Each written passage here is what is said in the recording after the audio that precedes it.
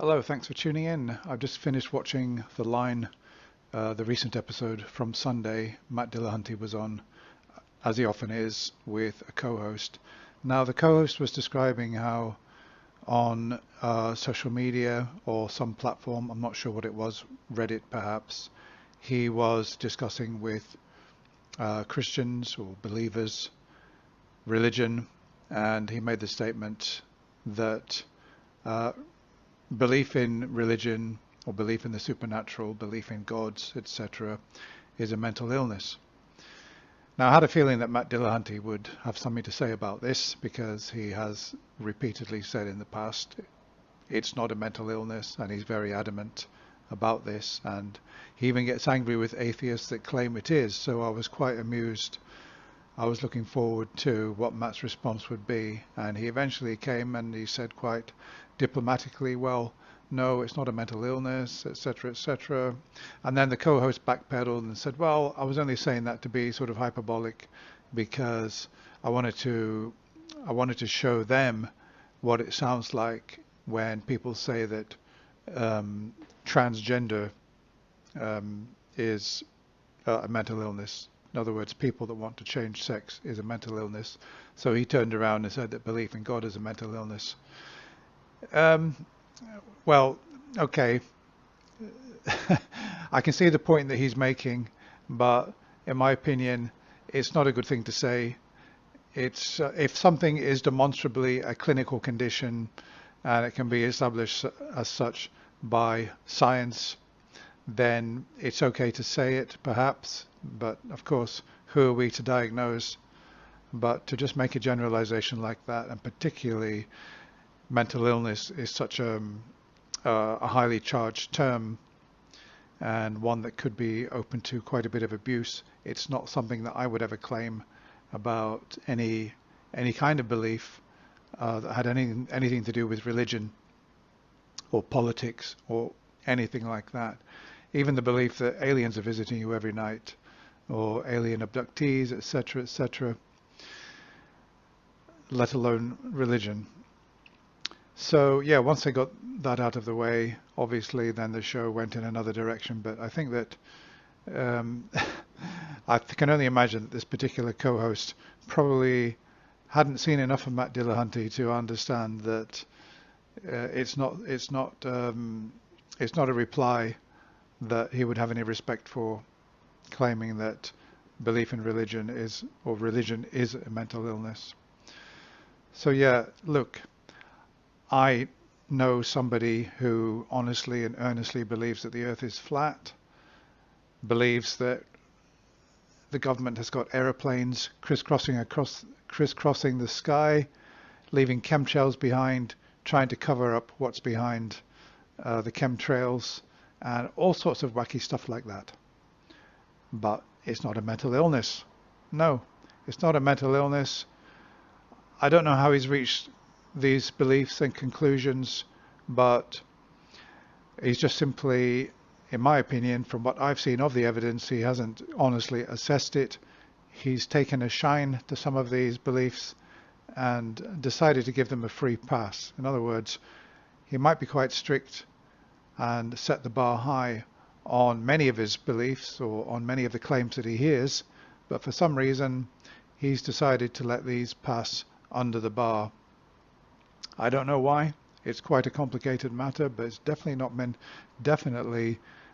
well, I mean, one can never deny that somebody is mentally ill, because you would have to assess them and everything. But I put it the other way, that it's not evidence of mental illness, belief in flat earth or belief in gods, or even belief that there is no God, or indeed atheism, or any of these things. So let's just move on from there and say that I know people, or at least I know at least one person that believes that people are coming into her flat when she's not at home and they're stealing things from her. They're tapping into her electricity.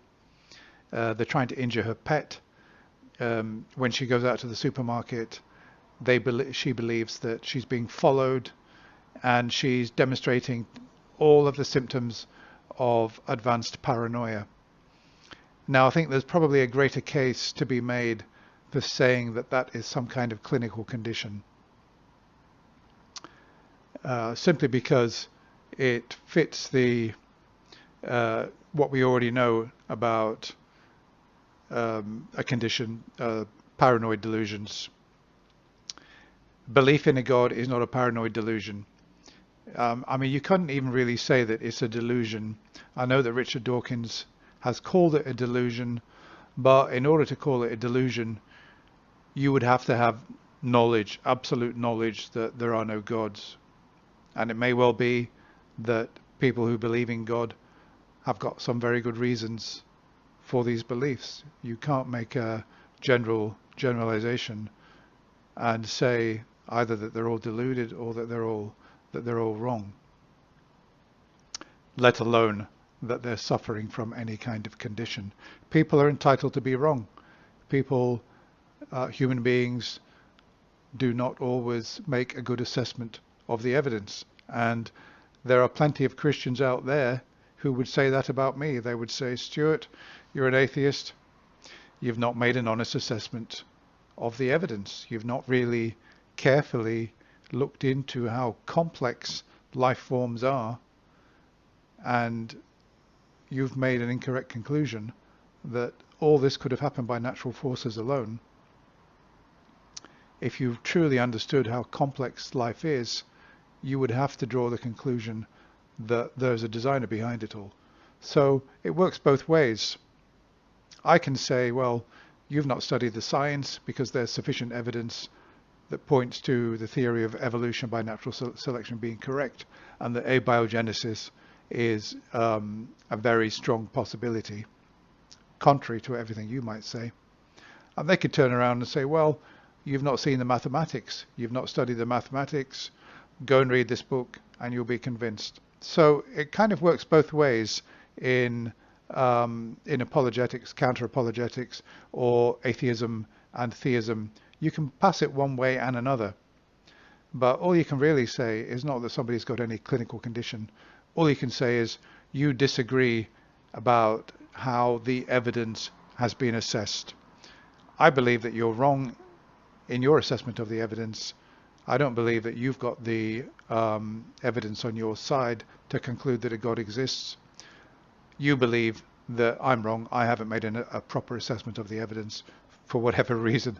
That's where we're currently stuck at. But there's certainly there's no question of it being a clinical condition. But there are clinical conditions, and they're well documented. But belief in a God, belief in fairies, all these things, the supernatural, or the belief that there are no gods, doesn't come into it. Yeah, so I get a bit annoyed when I hear atheists or Christians or theists talking about mental illness and clinical conditions, because it doesn't really it doesn't really do anything for the dialogue, does it? We've got to focus on the evidence and on the arguments and not throw slurs around. Okay, I'm pretty sure that you all agree with that. Bye for now.